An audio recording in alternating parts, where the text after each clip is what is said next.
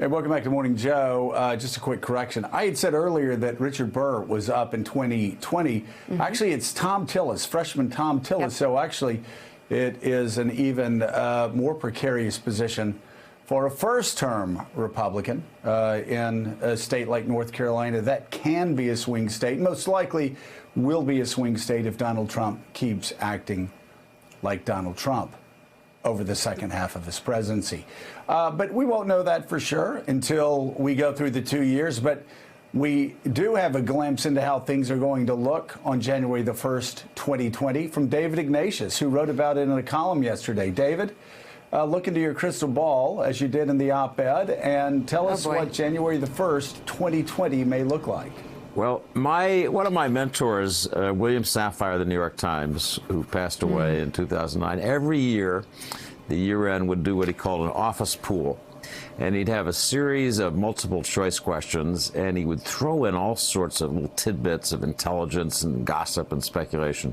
So I decided I'd revive that this year and had 8 questions that I put to people. And some of them were fanciful, and I, threw around, is Joe Biden going to ask former Homeland Security Secretary Jay Johnson to be his running mate? And is Beto O'Rourke going to have a barnstorming country music band led by one Joe Scarborough? I mean, I'm just making that stuff up, obviously. but I did, Joe and Mika, talk about some of the very specific, real foreign policy issues. And I'd say at the top of the list, we haven't talked about it yet, but it's our negotiation, but perhaps again confrontation with North Korea.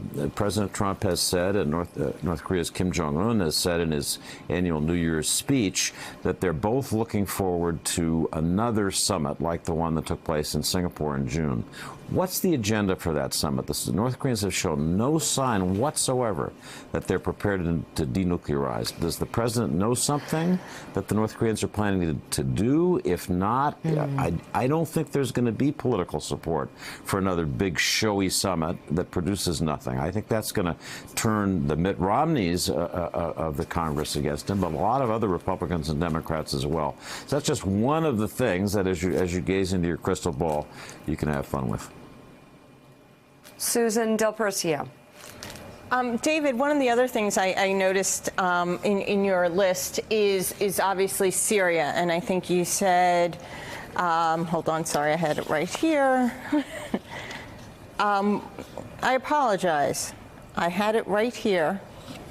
But what did you say about Syria in your list? Well, I talked more about Saudi Arabia, Susan. I think the big question as we look towards 2019 is how or will Mohammed bin Salman, the Crown Prince of Saudi Arabia, recover from the disaster of his apparent involvement in the killing of my colleague, Jamal Khashoggi, Washington Post journalist. And I laid out a series of possible courses.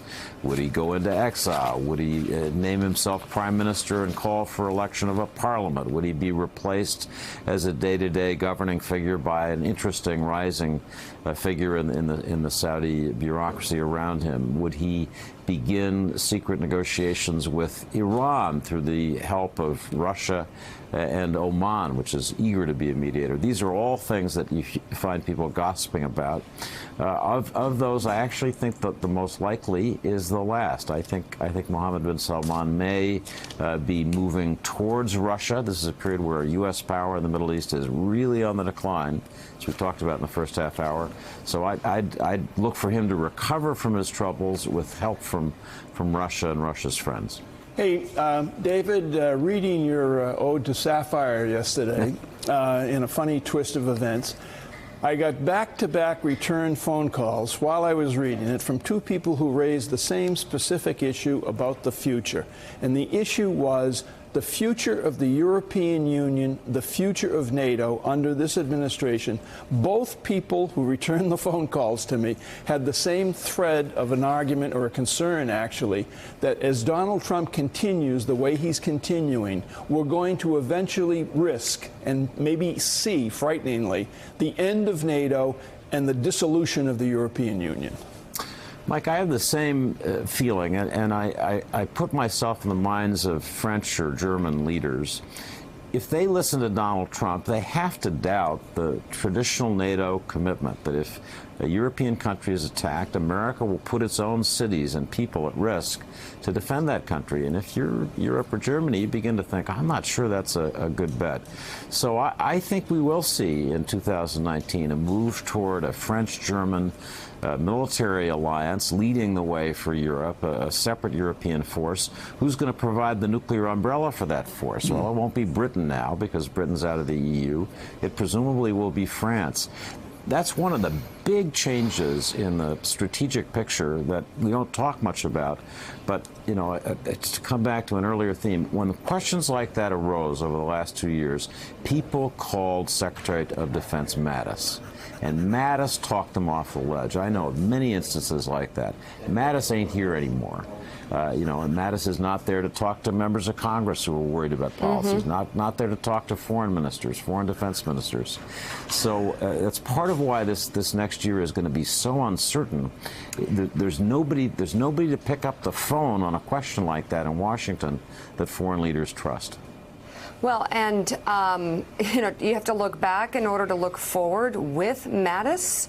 With Mattis in office, serving the president, I can't think of one international trip that this president has been on that hasn't been filled with retractions, confusing events, gaffes, and ultimately having this president return to the United States diminishing our country. I mean, can you think of one trip he has gone on, one conference, one foreign policy event that actually had a positive impact on the United States of America and its place in the world?